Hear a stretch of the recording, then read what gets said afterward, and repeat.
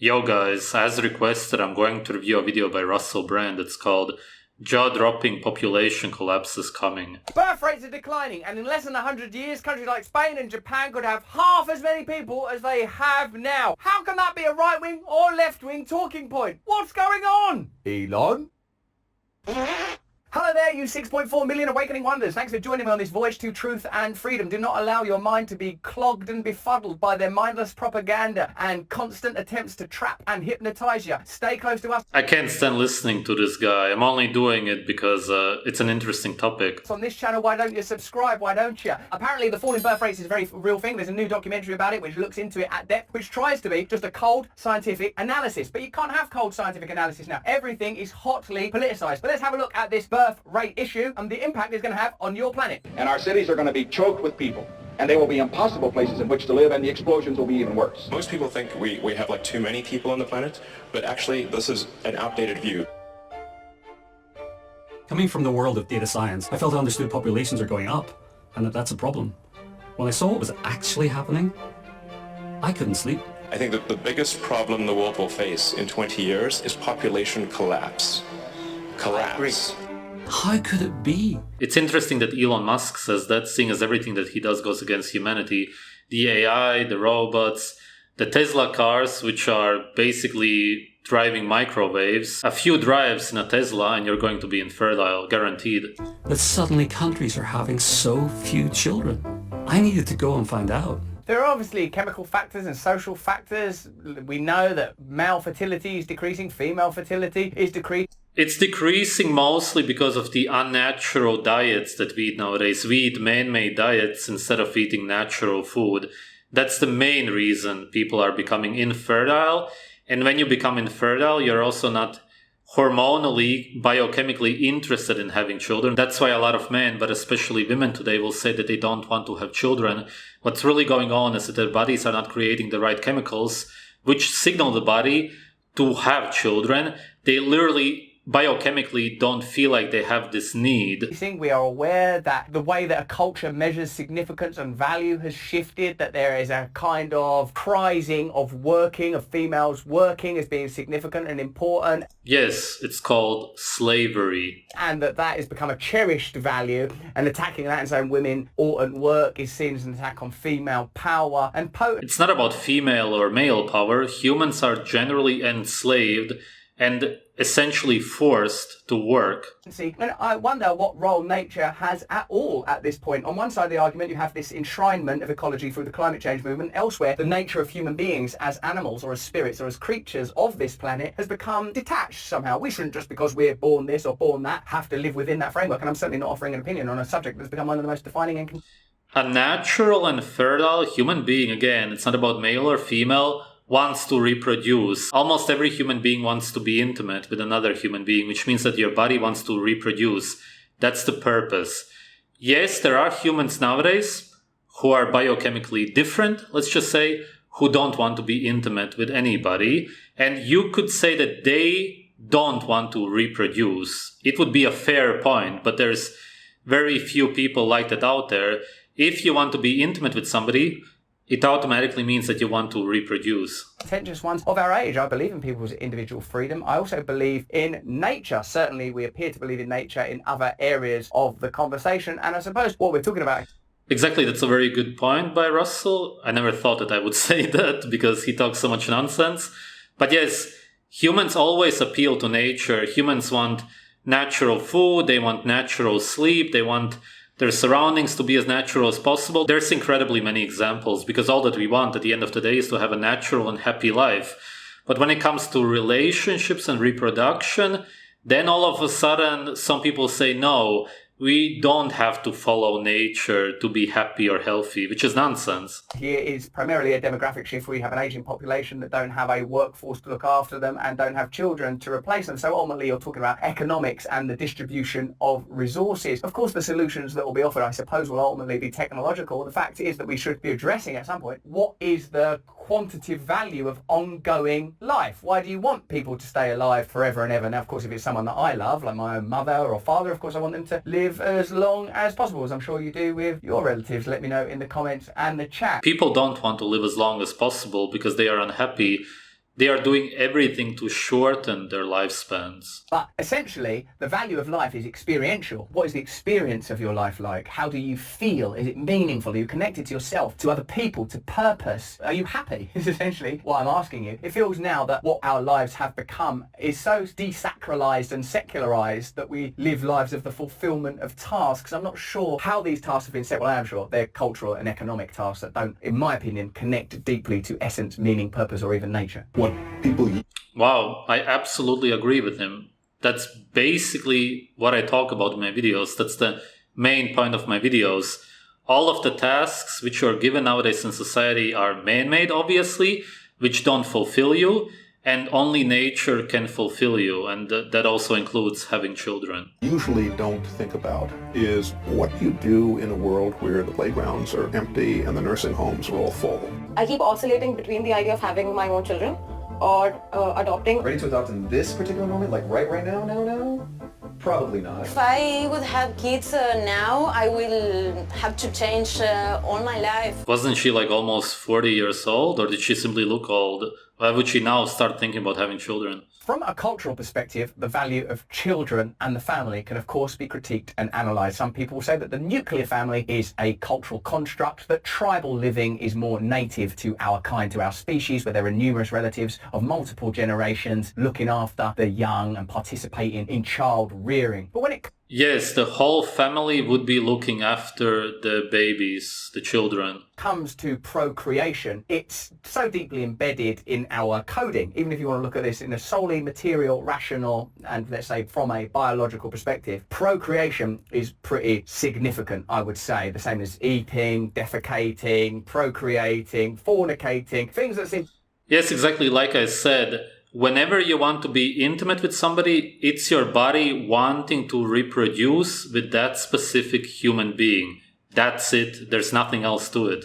take place on the level of the animal body that are not to do with the individual, actually, are beyond the individual identity. But I feel like Individual identities? What is that even? That's more of a social construct anyway. our culture has become so politicized that we're unable as a group to have a shared analytic of what being human is. That is separate from our kind of oppositional left v right, progress v tradition type politics. My personal position is you as an individual are worthy of respect, and you as an individual should be free to live your life however you want to. And I think to increasingly politicize those areas of the conversation makes it difficult to have a shared cultural agreement around what human beings. Absolutely, I agree. It's about human nature, left, right, whatever. That's all irrelevant. And every human being should learn, understand somehow. There should be some kind of education when it comes to this. You should learn this in school, maybe. That yes, you can live your life however you want to. You can be an absolute slave also, whatever. You should simply understand, again, whether you're a man or a woman, it doesn't matter, that if you don't have children, you're going to be miserable and your whole life will seem empty. As long as you understand that you can choose to do whatever you want, just always know that when you feel empty, it's because you don't have children. You can continue living like that. That's okay. It's the same with food. You should understand that you're depressed, malnourished, because you don't eat raw animal organs. It's because you're not eating your natural food. You can feel miserable, you can eat a vegan diet, for example, but just understand that you're sick because of the veganism.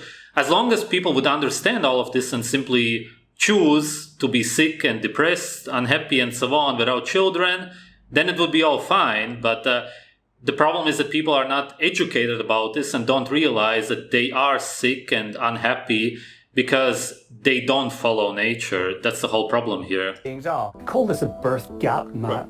I haven't seen anybody do this before. Auf Wiedersehen. Wow. Gosh, It's kind of scary. I'm pessimistic because I don't think people realize what's going to happen. I guess that map was showing the population decline or the possible decline in the future, because especially Europeans are having very little children. And this is for sure true, and that's why the population statistics don't make much sense, but we can get more into that. We'll see what they say. I don't know how and when it's going to stop. I want to emphasize this. The biggest issue in 20 years will be population collapse. Here's some information that pieces together the salient points from that documentary so we can understand the argument succinctly for ourselves. The world is ill prepared for the global crash in children being born, which is set to have a jaw-dropping impact on society, say researchers. Falling fertility rates mean nearly every country could have shrinking populations by the end of the century. And 23 nations, including Spain and Japan, are expected to see their populations halve by 2100. Countries will also age dramatically with as many people. There's incredibly many reasons why it's like that now. Obviously, like I said, people are simply sick, and that's why they are infertile. The other problem is that nowadays in society, women focus on their careers instead of how it was even 100 years ago, when they were simply taking care of the children and the man was working. That's still how it is in many Muslim countries, but most definitely not in Europe anymore. Then you try to have a child in your 30s, but by the time you have trouble conceiving, obviously. Not that it should be like that naturally, but because people are so sick nowadays, by the time you're 30, you're already too sick to have children a lot of times. People turning 80 as they are being born. So certainly it appears that there are demographic shifts and changes on, well, not even on the horizon, happening now. The fertility rate, the average number of children a woman gives birth to, is falling. If the number falls below approximately 2.1, then the size of the population starts to... Yes, that's exactly the problem, and 2.1 wouldn't even work. You need to have 2 children as a couple to account for yourselves when you die, for the population to remain the same. The problem is, of course, that tons of people die before having children. There's a lot of child deaths. Millions of people who have never had any children die in their 20s or 30s. All of the couples that are having children would have to account for these people, which means that they would have to have 5 to 10 children at least to account for all of the deaths. That's not what's happening whatsoever. When you look at these websites, which are supposed to display the population numbers, let's look at some. Here we have a random website, which is supposed to display the population of the Earth, 8 billion plus.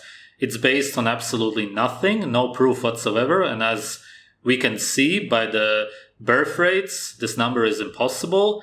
And then when we go to this website, the number is completely different. But whoever goes to either of these websites will believe that that's the exact number, but they don't realize that these numbers are completely made up. Purely mathematically, it makes zero sense that the population of the Earth is increasing. In 1950, women were having an average of 4.7 children in their lifetime. Yeah, and back then the population wasn't even supposedly increasing by as much. Now, with the lowest fertility rates ever in the history of humanity, it's supposedly increasing so incredibly much. It's so illogical. Researchers at the University of Washington Institute for Health Metrics and Evaluation showed that the global fertility rate nearly halved to 2.4 in 2017, and their study published in The Lancet projected will fall below 1.7 by 2100. Now, you can see why women would say, hang on a minute, what you're suggesting is that a woman's primary function is to bear and rear children. Why is it this area in particular where... It's not that it's the primary function, it's that every human being, male and female, wants to have children and to reproduce. We naturally find babies very sweet, especially our own babies. We want to take care of them. We want to play with our children.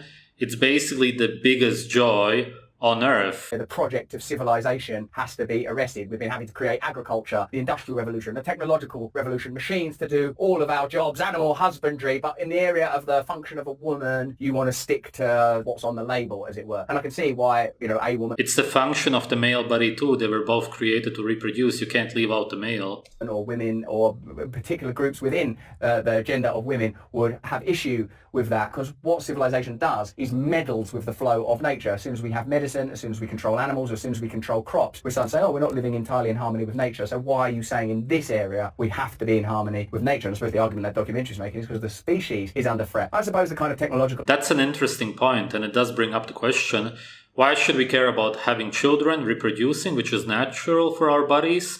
But why do we then still live in cities nowadays? Why do something that's natural when you're living unnaturally? You can live in nature, the most ideal environment possible, but if you're going to be eating rice with broccoli, then you're going to be super unhealthy. Whereas if you live in the city and eat raw meat, then you're still going to be healthy. If you live in nature and don't have children, you're going to be absolutely miserable. The environment isn't going to make it any better. Whereas if you live in the city and have children, you're going to be a lot happier. So when it comes to reproducing and what we eat, it's a lot more important than a lot of other unnatural stuff. So you just got to make your life work the best way possible. A lot of people nowadays are sort of tied to the city by their jobs, relatives, and whatnot. You have to try to make the best out of your life, and eating natural food and reproducing is a must. Arguments will come will be artificial insemination, growing children in pods. We've already done a thing about that, haven't we, elsewhere? And that looks absolutely disgusting, horrible. Further divorcing ourselves from nature. But perhaps the human project has been, particularly since civilization, one of creating distance from ourselves and the teleology that's taken us further away from the conditions of our origin. Let me know in the chat in the comments what you think about that. As a result, the researchers expect the number of people on the planet to peak at 9.7 billion around 2064 before falling down to 8.8 billion by the end of... At least they admit that it's eventually gonna go down. In reality, it's been going down for over 100 years for sure, ever since the so-called world wars. The century. That's a pretty big thing. Most of the world is transitioning into natural population decline, researcher Professor Christopher Murray told the BBC. I think it's incredibly hard to think this through and recognise how big a thing it is. It's extraordinary. We'll have to reorganise societies. It's nothing to do with sperm counts or the usual things that come to mind when discussing fertility. Instead, it is being driven by more women in education and work, as well as greater access to contraception, leading to women choosing to have fewer children. They don't really choose to have fewer children, though. They get brainwashed to have fewer children because women get brainwashed to believe that children are expensive, which is so incredibly far from the truth. It's so incredibly cheap. You would be surprised how cheap it is to have even 10 children. It's super easy. Besides that, in Europe, for example, the government supports you. In Germany, for example, you get quite a lot of money for having children, whether you work or not. It's that I watch all of these Hollywood movies which portray childbirth as being so painful. I can understand why you would then be afraid of having children as a woman. Absolutely. It sounds scary, so much pain. But when you listen to interviews of women who had children at a natural age, not past 30, then you will hear that they had no pain. Not a little bit of pain, no pain at all. And that's how childbirth is supposed to be naturally. Obviously, it's not supposed to be something that you're afraid of. If you were supposed to be naturally afraid of giving birth, then nobody would be giving birth. Naturally, every woman would be afraid of it, but no woman in nature is afraid of it. Only modern women. Also, they will portray babies as if they cry all the time and all of the children are super annoying. And again, if you feed them formula and cereal and whatnot, then yes, that's how they will be. If you feed them natural food, you breastfeed them long enough, then they won't be like that at all. If it indeed is the result of the choice of individuals and how that plays out across a society, then, well, what do you do? Suggest to women that they can't do that? I mean, what do you do? I guess you make different arguments about the culture. I reckon that the dream that your personal fulfillment is achieved through career is tangential to a bigger idea. You should be free. You should be free to be whoever you want to be. And I don't know that anymore if my working life is what gives me freedom. A lot of the time I think you're imprisoned by this model. And how do you feel about your working life? Unless you have something vocational that gives you purpose, whatever your gender, I'm not sure that work is what gives you your purpose anymore. Unless, you know, God, you're working in a hospital, or you're helping people get well, or you're teaching children, all of which align with the kind of roles we would have in a pre-civilized society. Exactly. That's why it's mostly women who choose jobs which have to do with taking care of babies and children. The father would, of course, also be close to his children and want to take care of them, but the mother would be the one who would breastfeed the child, which means that she seeks this closeness to children, which is why mostly women choose these kind of careers. In Japan, they have all of these herbivore boys, which are basically guys who eat mostly plant-based. No wonder that they don't have any testosterone flowing through their blood. But perhaps the argument that this is entirely about the progression of a female's role in a traditionally male-led society and improvement in birth control is a limiting one. Perhaps increasing inequality. How do we have a male-led society in any way at all? Maybe in some countries, but in Europe, it's a female-led society completely. A culture where we loom between crises is having an impact on people's goals and spiritual aspirations. If you move from economic crash in 2008, having just had the 2001 attacks on the culture, endless war, pandemics, do people really want to have children? Perhaps the deeper spiritual sense that we're living in a culture... Everybody who wants to be intimate with somebody wants to have children. We should consider a decline in hope, a sense of spiritual despair, cultures that are falling apart more broadly, a crisis where we lurch from one crisis to another, are all factors in making people not feeling like they're all nest and have a bunch of babies, because barely a day passes we're not contemplating the bloody apocalypse. But that's just what I think. Let me know what you think in the comments in the chat. I'm surprised that I agreed with Russell Brand on so many things in this video, because I've seen some of the videos in the past and I didn't agree with anything. The main thing that you should realize is that human beings want to be intimate with one another because they want to reproduce. That's what your body is begging for, essentially. If you want it, you want to have children. The thing is that humans don't realize what a gift children are, and that's why they use contraceptives, which is, of course, really tragic, seeing as children bring you the biggest joy on earth, essentially. Yes, you will be happy, possibly even euphoric, if you eat really natural, good quality food, but it's just that extra thing which will always be missing in your life. If you don't see your own blood grow up, if you don't see your baby smile at you, play with your children, all of that, a mother and a father enjoy that so incredibly much. And you really need to talk to people who already have children. But even then, you won't really be able to understand that, especially if you're biochemically sick and your body is not producing the right chemicals, as I said throughout the video, to signal you that you actually should have children.